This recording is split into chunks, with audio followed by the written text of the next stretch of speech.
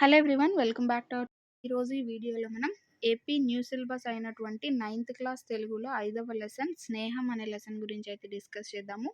దానికన్నా ముందు మీరు ఎవరైనా ఈ ఛానల్ ఫస్ట్ టైం చూసినట్టయితే సబ్స్క్రైబ్ చేసుకోండి, పక్కన ఉన్న బెల్ ఐకాన్ని ట్యాప్ చేయండి. దీని ద్వారా నేను ఏ లేటెస్ట్ వీడియో అప్లోడ్ చేసినా అది మీ వరకు వస్తుంది. మీరు ఏ వీడియో కూడా మిస్ కాకుండా అయితే చూసేయచ్చు. ఇంకా లేట్ చేయకుండా వీడియో అయితే స్టార్ట్ చేసేద్దాం. ఈ టెక్స్ట్ బుక్ మీకు కావాలి అనుకుంటే డిస్క్రిప్షన్లో యాప్ యొక్క లింక్ ఇస్తాను, అక్కడి నుంచి మీరు ఫ్రీగా డౌన్లోడ్ చేసుకోవచ్చు. సో ఇంకా లెసన్లో కనుక వెళ్ళిపోయినట్టయితే 5th లెసన్ స్నేహం. ఆల్రెడీ మనం 4 లెసన్స్ డిస్కస్ చేసాము. ఈ లెసన్ వచ్చేసి మనకి వివిధ కవులు రచించినటువంటి వివిధ రచనల నుంచి, అంటే ఒక్కొక్క కవి ఒక్కొక్క రచన నుంచి స్నేహానికి సంబంధించి వాళ్ళు అంటే ఎలాంటి రచనలు ఎలాంటి పద్యాల రూపంలో ఉంటుందన్నమాట. సో ఆ పద్యాల రూపంలో ఉన్నటువంటివన్నీ కూడా ఒక దగ్గర పెట్టి స్నేహం యొక్క విలువని తెలియజేయడమే ఈ పాఠం యొక్క ఉద్దేశంగా మనం చెప్పుకోవచ్చు. సో ఇక్కడ ఆల్రెడీ ఒక పాఠం లాంటిది ఇచ్చారు. సో దీన్ని అద్దేపల్లి రామ్మోహన్ రావు గారు అనే వ్యక్తి రాశారనమాట. ఈ పాఠం యొక్క ఉద్దేశం కనుక చూసుకుంటే, ఏ స్నేహంకైనా సరే, అంటే ఏ ఇద్దరు వ్యక్తుల స్నేహంకైనా సరే ఫస్ట్ విశ్వాసం అనేది ఉండాలి. సో విశ్వాసం ఉంటేనే స్నేహం అనేది ఉంటుంది అని చెప్పి గౌతమ్ బుద్ధుడు చెప్పడం జరిగింది. సో మనిషికి అవసర కాలంలో ఉండేటటువంటి మిత్రుడు కంట ప్రియమైనది ఏది ఉండదు అని చెప్పి గురునానక్ గారు చెప్పారు. అంటే అవసర కాలంలో మనకి ఎవరైతే ఆదుకుంటారో సో అతనే ప్రియమైన మిత్రుడు అని చెప్పి గురునానక్ గారు చెప్పారు.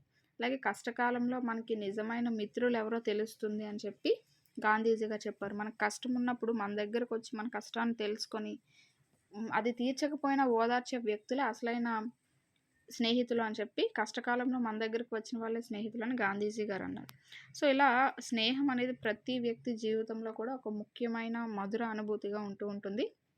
సో చిన్నప్పటి నుంచి సో పెరిగి పెద్ద అయ్యే వరకు తల్లిదండ్రులు మిగతా కుటుంబ సభ్యులు ఎలా అయితే ఉంటారో తోడుగా, అలాగే స్నేహితులు అనేవారు కూడా చిన్నప్పటి నుంచి అన్ని విషయాల్లో తోడుగా నిలుస్తూ ఉంటారు. సో అలాంటి స్నేహం అనేది గొప్ప స్థానంలోనే నిలబెడుతుంది. అలాగే పాతాళానికంటే ఎక్కడో అందలేనంత ఎత్తుకు కూడా దించేస్తుందనమాట.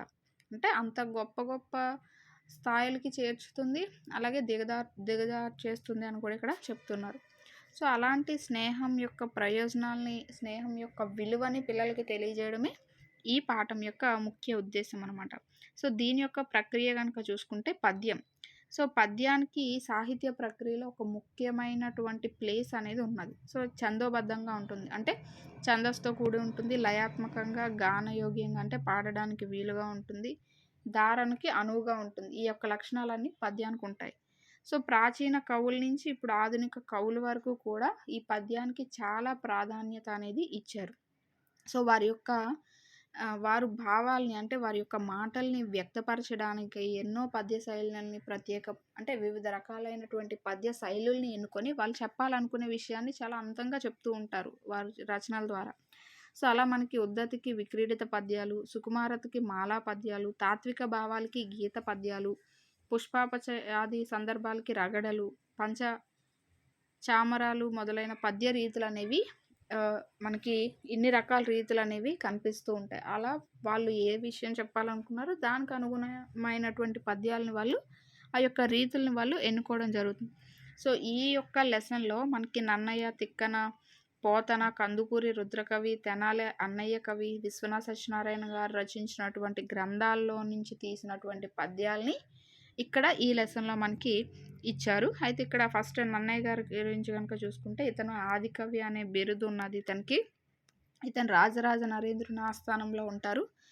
కవి బ్రహ్మ బిరుదైనటువంటి తిక్కన అనే అతను కూడా ఈ లెసన్లో ఉన్నారు. అంటే అతని యొక్క సంబంధించిన పద్యాలు కూడా ఉన్నాయి. సో ఇతను మనుమసిద్ధి దగ్గర ఆస్థాన కవిగా ఉంటూ ఉండేవారు. అలాగే ప్రజా కవి అనేటువంటి బమ్మెర పోతన కూడా కవిగారు కూడా ఈ యొక్క లెసన్లో ఉన్నారు. 15వ శతాబ్దానికి చెందిన వ్యక్తి అనమాట. అలాగే సుగ్రీవ విజయం అనే యక్షగానాన్ని రచించినటువంటి కందుకూరి రుద్ర కవి గారు కూడా 16వ శతాబ్దానికి చెందిన వ్యక్తి. ఇతను కూడా ఈ లెసన్లో ఉన్నటువంటి పద్యాలను రచించారు. సుదక్షిణ పరిణయం అనేటటువంటి గ్రంథాన్ని రచించిన తెనాలి అన్నయ్య కవి 16వ శతాబ్దానికి చెందినవారు. అలాగే కవి సామ్రాట్ బిరుదాంకితుడైనటువంటి విశ్వనాథ సత్యనారాయణ గారు కృష్ణా జిల్లా నందమూరులో జన్మించారు.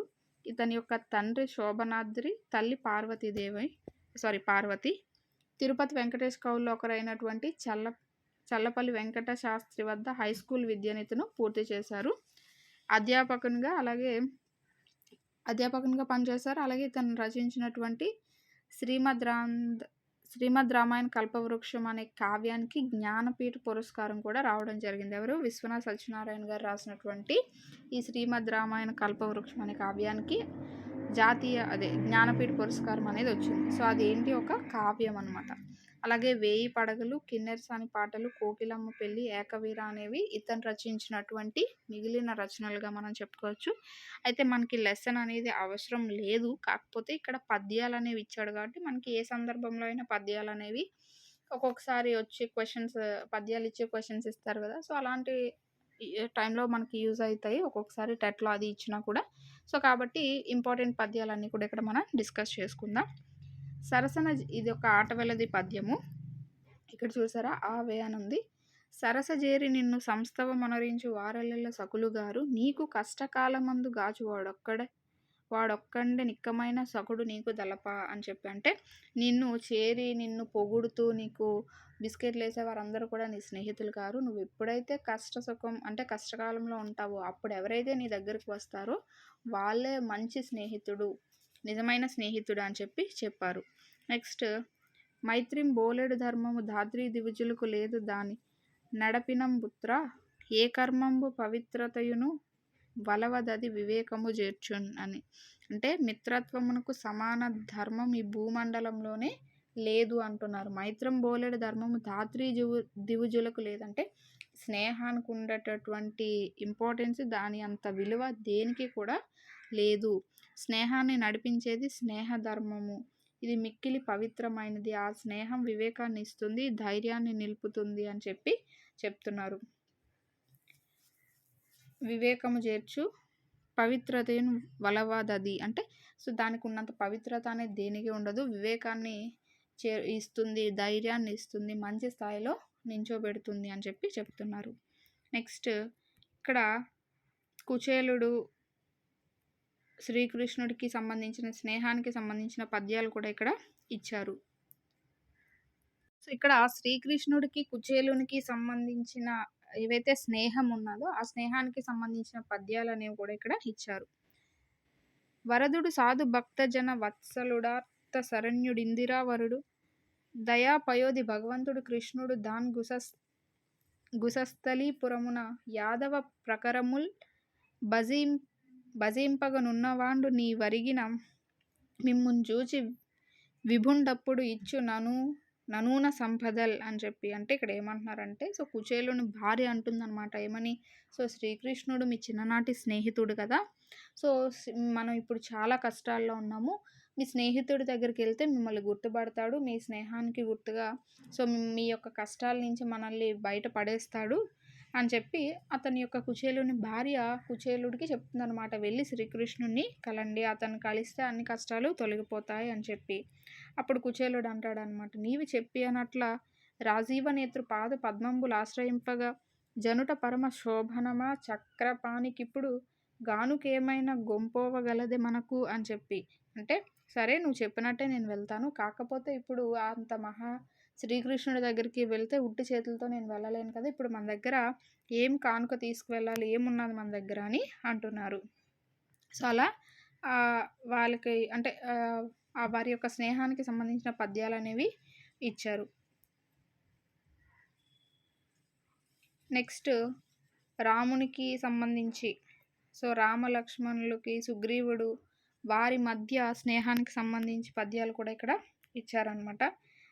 నెక్స్ట్ చూసుకుంటే ఈ పద్యాలు అవన్నీ కూడా స్నేహం గురించే తెలియజేస్తూ ఉంటాయి. ఇక గద్యం అనేది ఇచ్చారు, గద్యం కింద క్వశ్చన్స్ కూడా ఇచ్చారు, చూద్దాము. సో పూర్వం మగధ దేశంలో మందారవతి అనే ఒక అడవి ఉండేదట. ఆ అడవిలో కాకి, లేడి మంచి చెడులు చెప్పుకుంటూ స్నేహంగా జీవిస్తూ ఉండేవట. సో అక్కడ ఒక నక్క, జిత్తులు మారి నక్క కూడా ఉండేది. ఒకరోజు లేడిని చూసిందనమాట. దాన్ని ఎలాగైనా చంపి తినాలి అని ఆ నక్క అనుకుంది. సో అక్కడికి వెళ్ళి, నమస్కారం లేడి బావగారు, నీతో నేను కూడా ఈ అడవిలో నివసిస్తున్నాను, నీతో స్నేహం చేయాలనే కోరిక కలిగి ఇక్కడికి వచ్చాను అని చెప్పి నక్క చెప్తుంది. అయితే తనతో స్నేహం చేయమని ప్రాధేయపడుతుంది అనమాట.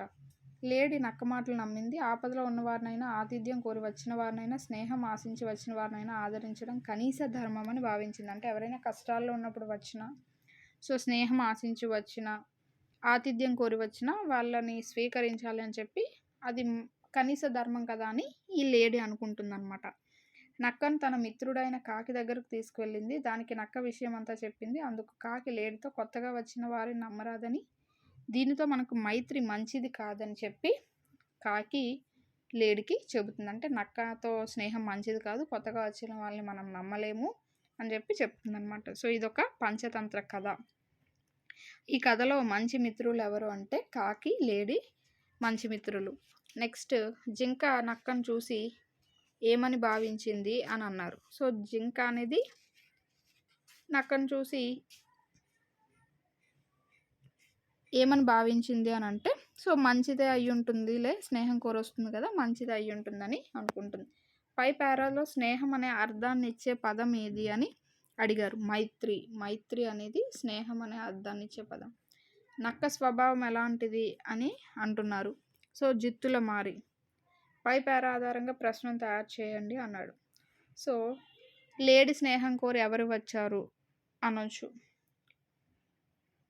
నెక్స్ట్ కనుక చూసుకుంటే ఇక్కడ మళ్ళీ ఇంకొక గద్యం అనేది ఇచ్చారు.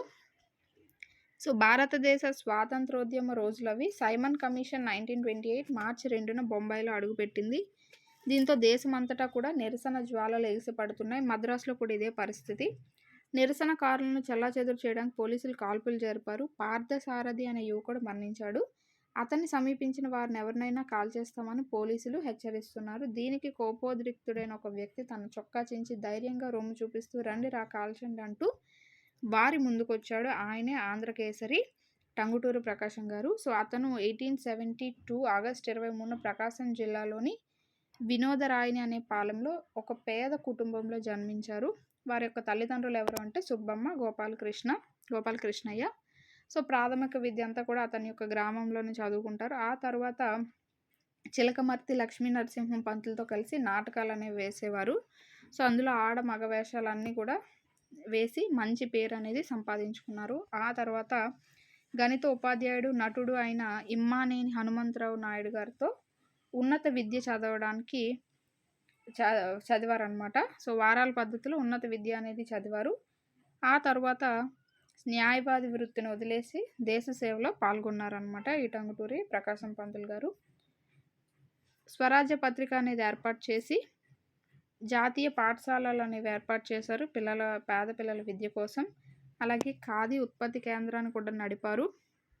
1946లో ఉమ్మడి మద్రాసు రాష్ట్రానికి ఇతను ముఖ్యమంత్రిగా పనిచేశారు. ఎన్ని నెలలు అంటే 13 నెలల పాటు ముఖ్యమంత్రిగా పనిచేశారు. పేదరికంలో పుట్టినా కానీ ఒక న్యాయవాదిగా, రాజకీయవేత్తగా, రాష్ట్ర ముఖ్యమంత్రిగా ఎదిగినటువంటి ఒక ముఖ్యమైన వ్యక్తి టంగుటూరి ప్రకాశం పంతులు గారు.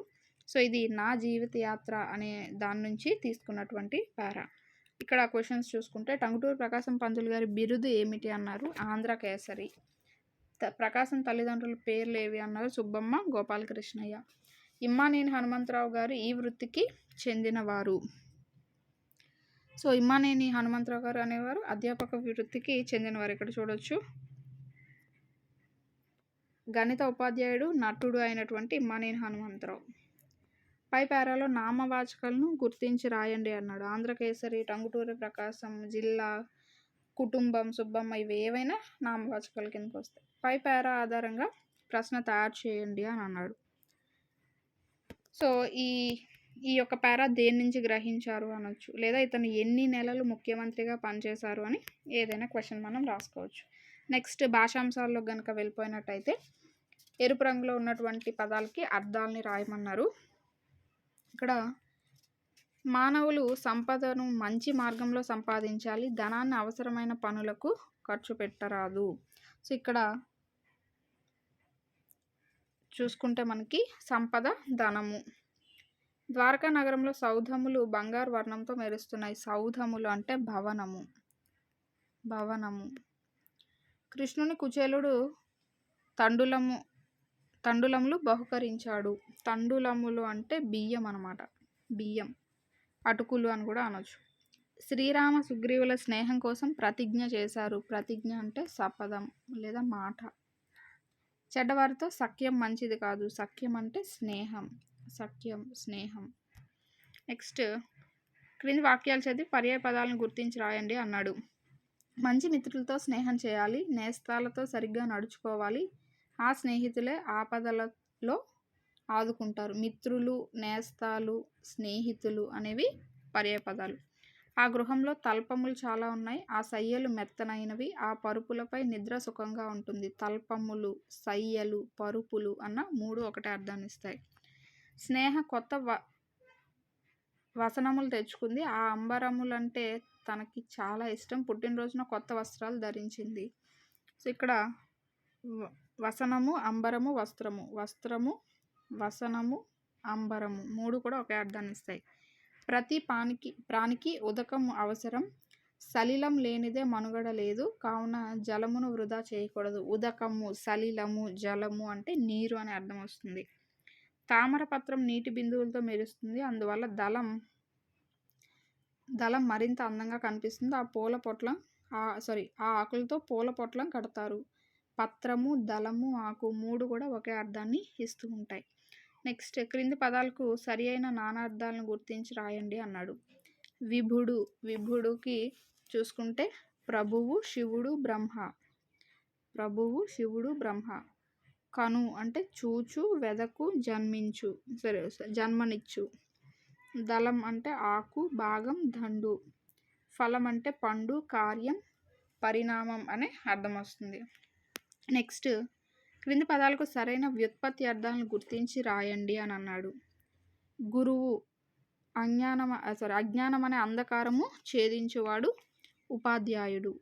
మిత్రుడు సర్వభూతాల పట్ల స్నేహభావం కలవాడు, సూర్యుడు.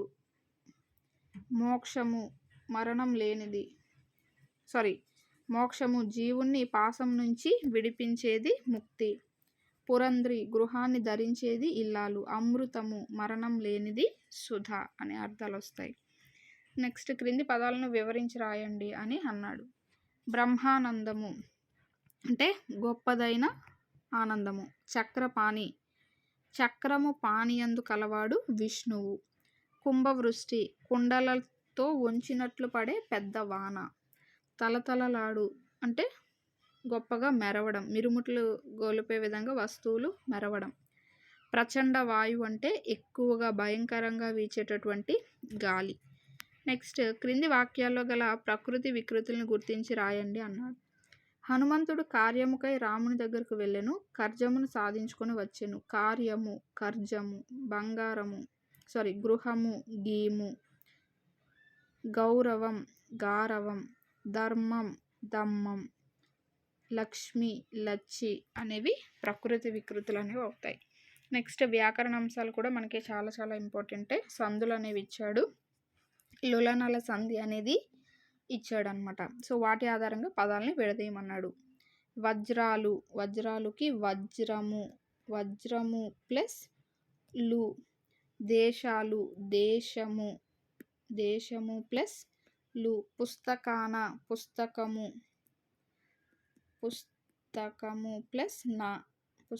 ప్లస్ నా అనేది వస్తుంది. అలాగే సమయము ప్లస్ నా అనేది వస్తుంది. అందము ప్లస్ లు. అందాలుకి అందము ప్లస్ లు అనేది వస్తుంది. నెక్స్ట్ క్రింది పదాలు కలిపి రాసి సో ఇక్కడ సందులు అనేవి ఇచ్చి కలిపి రాసి సంధి పేరు రాయమన్నాడు, విడదీసి ఇచ్చాడు. నిత్య ప్లస్ ఆనందము, నిత్యానందము. ఇక్కడ నిత్య ఆ అనేది వచ్చింది, ఇక్కడ కూడా ఆ అనేది వచ్చింది. సో ఇది సవర్ణ దీర్ఘ సంధి వస్తుంది. అయితే ఇక్కడ అత్వ సంధి అనేది ఎందుకు రాదంటే ఇది మనకి నిత్యానందము అనేది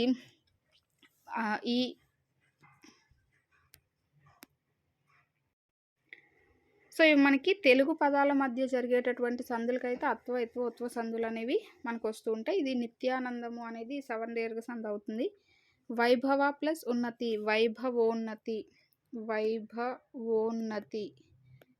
వైభవోన్నతి ఇది గుణసంధి అవుతుంది.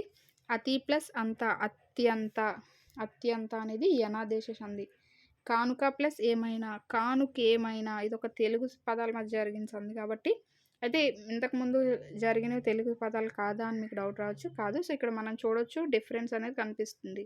కానుక ప్లస్ ఏమైనా, కానుకేమైనా అనేది ఉత్వసంధి అవుతుంది. అలాగే చెప్పిన ప్లస్ అట్లు ఇది హత్వసంధి అనేది అవుతుంది. నెక్స్ట్ చూసుకుంటే సమాసాలనేవి ఇచ్చాడు. విగ్రహ వాక్యాలు రాసి సమాసం పేరు రాయమన్నారు. ఉత్తమ పురుషుడు, ఉత్తముడైన పురుషుడు. సో ఉత్తముడు అనేది విశేషణము పూర్వపదంలో ఉందా కాబట్టి విశేషణ పూర్వపద కర్మధారయ సమాసము. ద్వారకా నగరము, ద్వారకా అనే పేరుగల నగరం, పేరుగల అని రాగానే సంభావన పూర్వపద కర్మధారయ సమాసం. భార్యాభర్తలు, భార్యయును భర్తయును ద్వంద్వ సమాసం. ఫల పుష్పాలు, ఫలమును పుష్పమును ద్వంద్వ సమాసం. నలుదిక్కులు, 4 అనే సంఖ్య గల దిక్కులు. సో 4 అనేది వచ్చింది కాబట్టి ఇది ద్విగు సమాసం అనేది వస్తుంది. నెక్స్ట్ అలంకారాల గురించి ఇచ్చాడు. సో శబ్దాలంకారాలు, ఇంతకుముందు మనం చెప్పుకున్నవి అర్థాలంకారాలు, ఇవి శబ్దాలంకారాలు అనమాట. సో శబ్దం ప్రధానంగా మనకి వీటిని ఐడెంటిఫై చేయొచ్చు.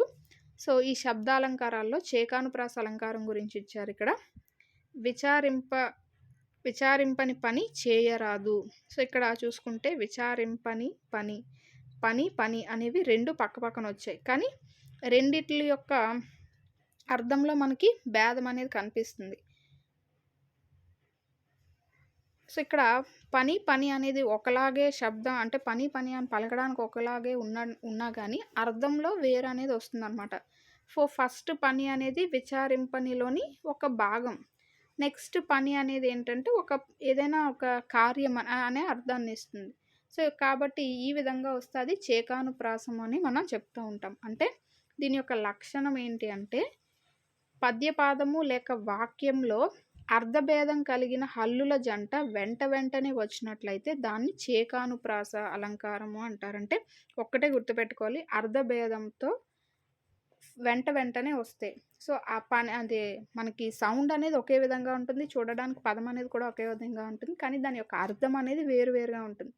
సో అలాంటి అర్ధభేదంతో కలిగినటువంటి హల్లుల జంట వెంటనే వస్తే అంటే పక్కనే వస్తే సో అది చేకానుప్రాస అలంకారం అనేది అవుతుంది. సో ఇక్కడ చూడండి పని అనేది హల్లుల జంట అనేది వెంటనే వచ్చింది. సో ఇది చేకానుప్రాస అలంకారం అవుతుంది. నెక్స్ట్ లాటానుప్రాస అలంకారం అనేది ఇచ్చాడు. సో లాటానుప్రాస చేకానుప్రాస చాలామంది కన్ఫ్యూజ్ అవుతారు, ఎందుకంటే సేమ్ ఆ 2 ఒకేలా ఉంటాయి కానీ చిన్న డిఫరెన్స్ ఉంటుందో చూద్దాం. కమలాక్షు నర్చించు కరములు. సో ఇక్కడ చూడండి కరములు అనేది ఇది కూడా సేమ్ ఒకేలాగా వచ్చింది. అయితే పైదానికి దీనికి ఏంటి మేడం డిఫరెన్స్ అంటే ఇక్కడ పైన మనం చూసుకున్నప్పుడు విచారింపని పని అన్నాడు, విచారింపని పని అన్నాడు. ఇక్కడ ఈ పని ఇందులో ఇది వేరు కానీ ఇక్కడ చూసుకుంటే 2 ఒకలాంటివే, కరములు అన్నాడు. ఇక్కడ ఎలా వస్తుందంటే అర్ధభేదం లేకుండా అంటే అవి పలికేటప్పుడు డిఫరెన్స్ అనేది ఉండకుండా తాత్పర్యంలో డిఫరెన్స్ ఉంటుందన్నమాట. సో ఇక్కడ ఫస్ట్ కరములు అంటే చేతులు అని అర్థం వస్తుంది. ఇక్కడ కరములు అని వెంటనే ప్రయోగించారు. అంటే ఆ చేతులే ధన్యమైన చేతులు, మిగిలినవి చేతులు కావు అనే తాత్పర్య భేదాన్ని ఇక్కడ ఇస్తుంది. కమలాక్షు నర్చించు కరములు అని. కాబట్టి అంటే ఇక్కడ ఏంటంటే మనకి అర్ధభేదంతో సంబంధం లేకుండా తాత్పర్య భేదము అనగానే మీకు లాటానుప్రాసం గుర్తు రావాలి. అర్ధభేదము అనగానే మీకు ఈ చేకానుప్రాస అలంకారం అనేది గుర్తు రావాలి. సో చేకానుప్రాస అంటే అర్ధభేదంతో హల్లుల జంట వెంటనే వస్తుంది. ఇక్కడ తాత్పర్య భేదం అనేది కనిపిస్తుంది మీకు. సో లాటానుప్రాస అలంకారంలో తాత్పర్య భేదంతో వెంటనే వస్తే అవి లాటానుప్రాస అలంకారం అనేది అవుతుంది. ఈ 2 గుర్తుపెట్టుకోండి. పద్యపాదం లేక వాక్యంలో ఏదైనా ఒక పదాన్ని అర్ధభేదం లేకుండా తాత్పర్య భేదం కలుగునట్లు వెంటనే ప్రయోగిస్తే సో 2 వర్డ్స్, అర్ధభేదం అనగానే చేకానుప్రాస, తాత్పర్య భేదం అనగానే లాటానుప్రాస గుర్తుపెట్టుకోండి. నెక్స్ట్ ఇక్కడ చూడండి, ఈ క్రింది వాక్యాల్లో ఉన్న అలంకారాన్ని గుర్తించి లక్షణం సమన్వయం చేయండి అన్నారు. శ్రీనాథు వర్ణించు జిహ్వ అని అన్నారు. సో ఇది మనకి చూసుకున్నట్టయితే లాటానుప్రాస అలంకారం, ఎందుకంటే జిహ్వ అనేవి 2 కూడా అర్ధభేదంతో సంబంధం లేకుండా తాత్పర్య భేదాన్ని కలిగి ఉంటాయి. నెక్స్ట్ ఇక్కడ చూసుకుంటే నీటిలో పడిన తేలుతుందా, ఇక్కడ చూడండి అర్ధభేదాన్ని కలిగి ఉందన్నమాట. తేలుతుందా అని అన్నాడు. సో ఇది మనకి చూసుకుంటే ఇది ఒక మీనింగ్, ఇది ఒక మీనింగ్ అనేది ఇస్తుంది. సో ఇదేమవుతుంది చేకానుప్రాస అలంకారం అవుతుంది. ఎందుకంటే అక్కడ అర్ధభేదంతో ఉండేటటువంటి హల్లుల జంట అనేది వెంటనే ప్రయోగించబడింది. రామబాణం తగిలి వాలిపోయెను. ఇది కూడా మనకేమవుతుంది చేకానుప్రాస అలంకారమే అవుతుంది. నెక్స్ట్ కనుక చూసుకుంటే కందర్ప దర్పములకు సుందర దరహాసములు అని చెప్పి ఇచ్చారు.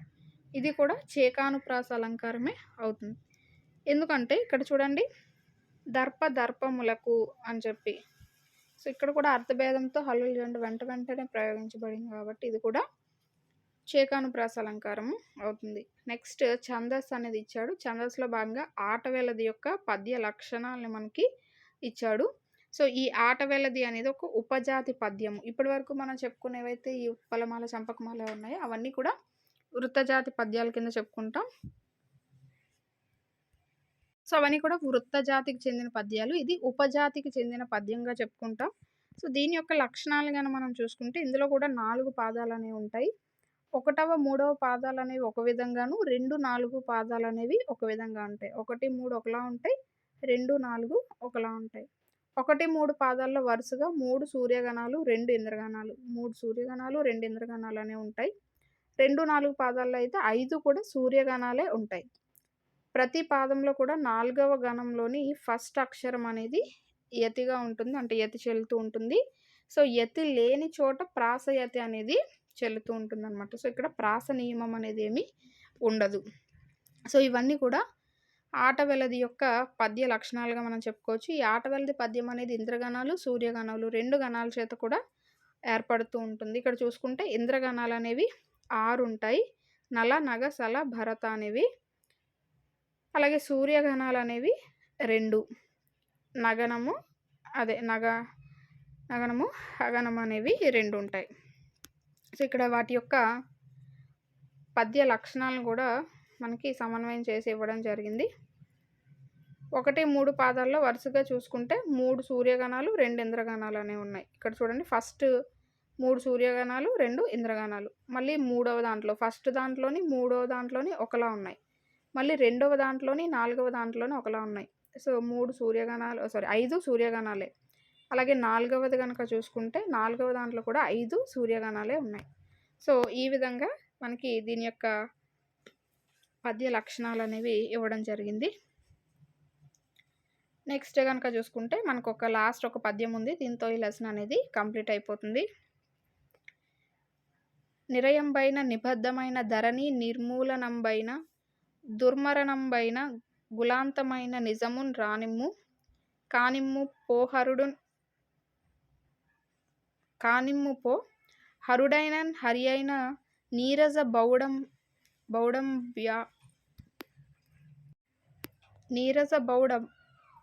బౌండభ్యాగతుడైన నౌదిరుగున్ నేరదు నాదు జిహ్వ వినుమ దీవర్య వేయేటికిన్ అనేది పోతన రాసినటువంటి భాగవతంలో ఒక పద్యం ఇచ్చాడు. ఏమనంటే, ఓ సుధీమణి, నాకు నరకం దాపురించినా సరే, బంధనం ప్రాప్తమైనా సరే, భూమండలం అదృశ్యమైనా సరే, దుర్మరణం వచ్చినా సరే, నా వంశానికి చేటు వాటిల్లినా సరే, నేను ఆడిన మాట తప్పను, జరగవలసింది జరగని, భయం లేదు. వచ్చినవాడు శివుడైనా, విష్ణువైనా, బ్రహ్మదేవుడైనా, ఎవరైనా సరే, ఏమైనా సరే, నా నోట మరో మాట అనేది రాదు అని చెప్పి పోతన భాగవతం నుంచి తీసుకున్నటువంటి ఒక పద్యం అన్నమాట. సో చూసుకున్నట్టయితే నిరయంబైన నిబద్ధమైన ధరణి నిర్మూలనంబైన దుర్మరణంబైన గులాంతమైన నిజమున్ రానిమ్ము కానిమ్ము పో హరుడైనన్ హరి అయిన నీరజ బౌండభ్యాగతుడైన దిరుగన్ నేరదు నాదు జిహ్వ వినుమ దీవర్య వేయేటికిన్. సో ఏదేమైనా సరే ఆడిన మాట, నా నోట వేరొక మాట అనేది రాదు అని చెప్పి ఇచ్చారు. సో ఇది మనకి 5th లెసన్కి సంబంధించి. సో హోప్ ఈ వీడియో మీ అందరికీ నచ్చింది అనుకుంటున్నాను. ఈ వీడియో కనుక మీకు నచ్చినట్టయితే లైక్ చేయండి, షేర్ చేయండి, సబ్స్క్రైబ్ చేసుకోండి. సో నెక్స్ట్ వీడియోతో అయితే మళ్ళీ కలుద్దాం. Thanks for watching.